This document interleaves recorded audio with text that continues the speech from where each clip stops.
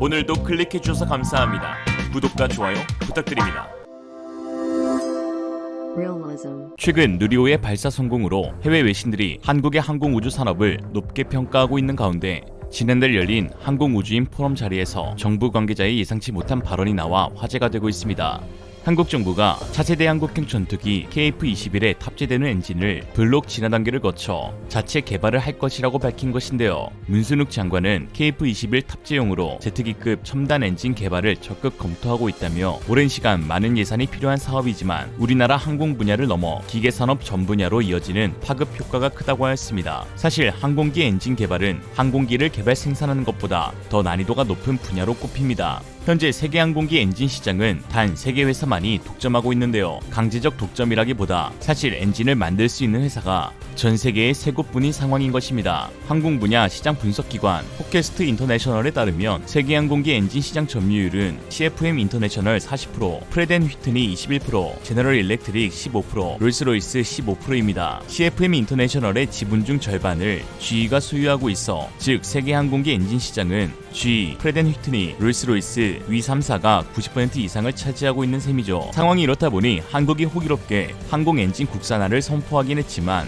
곳곳에서 불안한 목소리가 나올 수밖에 없는데요. 그도 그럴 것이 세계적인 기업 서너 곳에서나 할 수 있는 고난도 기술인데 국내에서 개발할 수 있겠느냐는 불안감이 있을 수밖에 없죠. 엔진 개발에 15년가량 걸린다고 볼 때 그동안 선도 업체들은 더 싸게 더 좋은 걸 만들어 내놓을 것이 뻔하기 때문입니다. 그럼에도 불구하고 일단 시도는 해봐야 한다라는 의견도 있습니다. 한국의 항공우주 산업 기술력이 이전과 비교해 몰라보게 성장했으며 또한 기계산업의 정점인 항공 엔진을 개발하는 과정에서 데이터를 축적할 수 있고 이를 수소핵화 기술, 함정, 해기 등 다양하게 적용할 수 있다는 것인데요. 실제로 한국에서도 항공 엔진 개발의 싹은 자라나고 있긴 합니다. 국내에서 유일하게 항공기 엔진 개발 사업을 하고 있는 한화 에어로스페이스인데요. 한국형 발사체 누리호의 엔진 개발도 주도한 바로 그 기업입니다. 맨 땅에 헤딩으로 시작한 지 불과 40여 년밖에 지나지 않았지만 단순 엔진 창정비에서 부품 조립으로 다시 국산 부품 생산과 통합의 과정까지 도달하며 세계적인 기업으로 크게 도약하였습니다. 한화 에어로스페이스는 1979년 헬기와 전투기 엔진 창정비 사업으로 엔진 사업에 뛰어들었습니다. 창정비는 오래 사용한 무기를 해체 수리해 새 제품에 가까울 정도로 복원하는 것을 의미하는데요. 정비 개념 중 최상이기 때문에 그만큼 고도의 기술력이 필요합니다. 그러나 사업 진출 불과 1년 만에 주력 전투기인 F4의 창정비를 완료하며 안정적인 기술력을 과시했는데요. 1980년에는 미국 지휘사와 기술 제휴를 맺고 J85 엔진의 조립 생산 및 부품 국산화를 위한 기술 도입을 추진해 1982년 국내 최초 초음속 전투기인 제05의 엔진을 생산하는 데 성공했습니다. 1984년부터는 롤스로이스와 함께 군수 엔진 정비 사업 및 창정비 등을 진행하며 기술 고도화에 집중했고 1986년엔 KF-16 전투기 최종 조립 업체로 선정되었죠. 당시 KF-16에는 미국 프렛 앤 휘트니의 F100 엔진이 장착됐는데 프렛 앤 휘트니는 한화 에어로스페이스에 엔진 기술이나 시험 등에 관한 어떤 정보도 제공하지 않았다고 합니다. 한 관계자는 기술 약소국이라는 서러움이 오기를 발동하게 했다며 무모한 도전일 수 있지만 일단 무식하게 덤벼보기로 했다라고 설명했죠. 그 가운데 가장 큰 문제는 높은 강도와 안전성을 확보해야 하는 터빈 블레이드 제작이었는데요. 내구도를 확보하는 피로 시험 기준이 없어 블레이드를 직접 1000만 번씩 구부리고 흔들어 부러뜨리고 또 부러뜨렸습니다. 하지만 자체적으로 27번에 걸친 정식 시험을 통해 F10 엔진의 핵심 부품인 블레이드를 국산화하는 데 성공하며 기술 도약 기반을 마련하게 된 것이죠. 지금 한화 에어로스페이스가 개발한 터빈 블레이드는 세계 최고의 내구성과 정밀성을 지녔다는 평가를 받으며 세계 항공 메카인 미국으로 수출되고 있는 상황입니다. 프렛 앤 휘트니의 부사장 크리스토퍼 칼리오는 항공 엔진은 종류가 다양하고 규격과 기준이 제각각 다르며 대부분 소량만 생산해 자동화 적용이 거의 불가능하다며 이에 기술자 숙련도와 엄격한 품질 검증이 아주 중요한데 한화 기술진들의 숙련도는 세계에서도 손꼽히는 수준이다 라고 평가했습니다. 역시 한화는 야구 빼고 다 잘해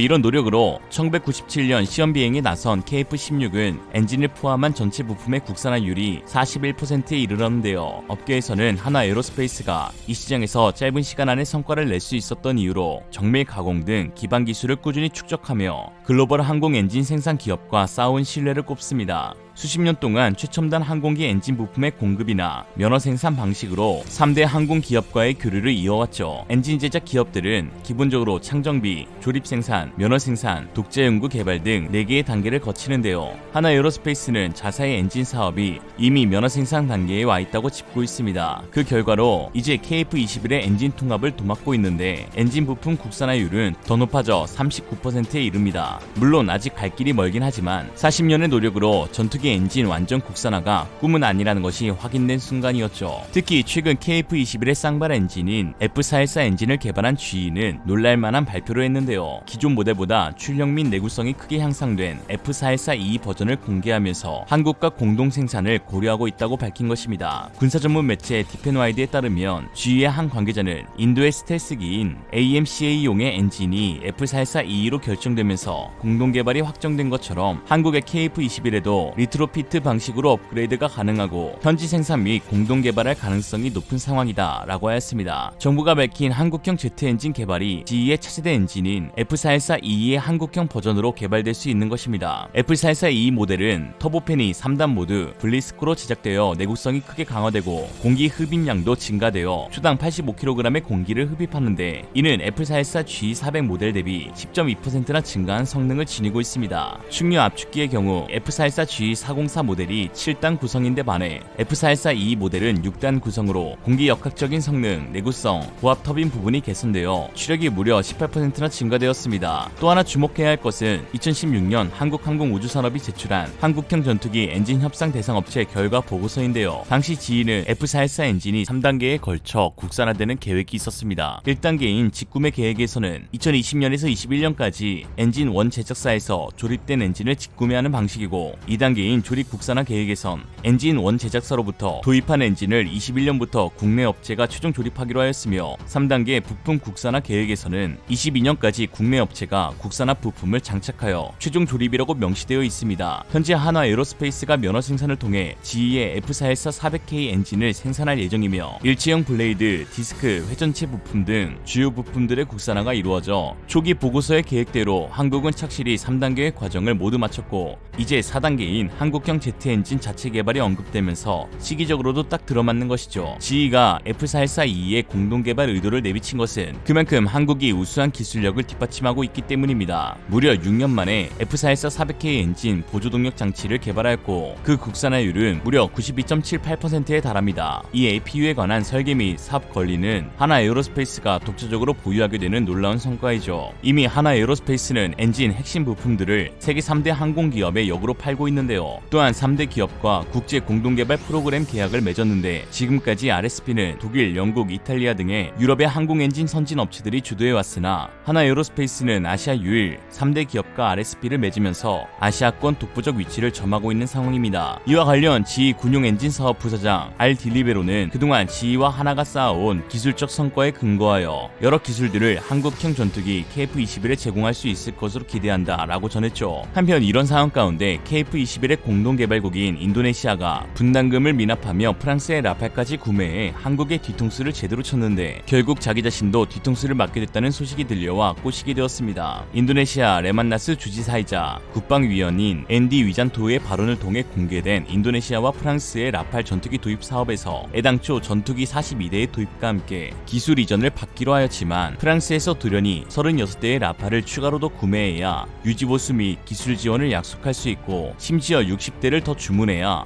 핵심 기술 이전 및 공동 개발을 해줄 수 있다고 말을 바꾼 것입니다. 애당초 계약과는 많이 상반된 것이죠. 인도네시아가 한국과 맺었던 계약을 다시 뒤엎었던 것처럼 이제는 프랑스에게 역으로 당하고 있는 상황인데요. 현재 인도네시아는 자주국방을 위한 무기 국산화에 열을 올리고 있는 상황입니다. 지난 4월 20일 인도네시아 국영기업부는 국영 방산지주사 디펜드 ID를 설립하기로 한다고 발표했는데요. 국가 차원에서 처음으로 국영 방위산업 지주사를 설립한 것입니다. 그러면서 프라부어 수비안토 국방부 장관은 인도네시아는 핵심 국방기술 분야 부품 제조에 있어 국산화율을 50%대로 끌어올릴 것이라고 밝히면서 자주국영 방산기업을 세계 50대 명단에 올리겠다고 하였습니다. 즉 이처럼 기술 이전과 국산화에 사활을 걸고 있는 인니인데 한국은 초기 계약 그대로 핵심 기술 이전은 없다고 못을 받고 있으니 인니가 프랑스의 라파를 덥석 물었던 것이죠. 그리고 이제는 돈은 돈대로 날리고 기술은 전혀 받지 못하는 총체적 난국에 빠지게 되었습니다. 이런 상황 가운데 최근 인도네시아 매체는 인도네시아가 KF-21 사업에서 배제되고 있다며 발끈하였는데요. 인도네시아 현지 매체 존나 자카르타는 지금까지 인도네시아가 KF-21의 보람의 전투기를 수령할 가능성에 대한 어떠한 정보도 받지 못했다고 밝혔습니다. 분담금이 미납된 만큼 한국 측에 어떤 정보도 제공받지 못하고 있는 것인데요. 또 그러면서 22일 예정된 첫 비행 시험에서 인도네시아는 전투 조종사를 한국에 보냈지만 아쉽게도 한국 공군 조종사만 탑승할 것으로 보인다고 전하기도 하였습니다. 그러니까 타고 싶으면 8천억 갚으라고 인니는 결국 뿌린 대로 거둔다고 한국의 뒤통수를 열심히 치더니 프랑스에게 그대로 돌려받게 생겼습니다. 인니 이행시로 마치겠습니다. 인재분이 니나 중국이나. 이상으로 리얼리즘이었습니다. 여러분의 생각은 어떠신가요? 현명하고 지혜로운 여러분의 의견을 지금 댓글에 남겨주세요. 감사합니다.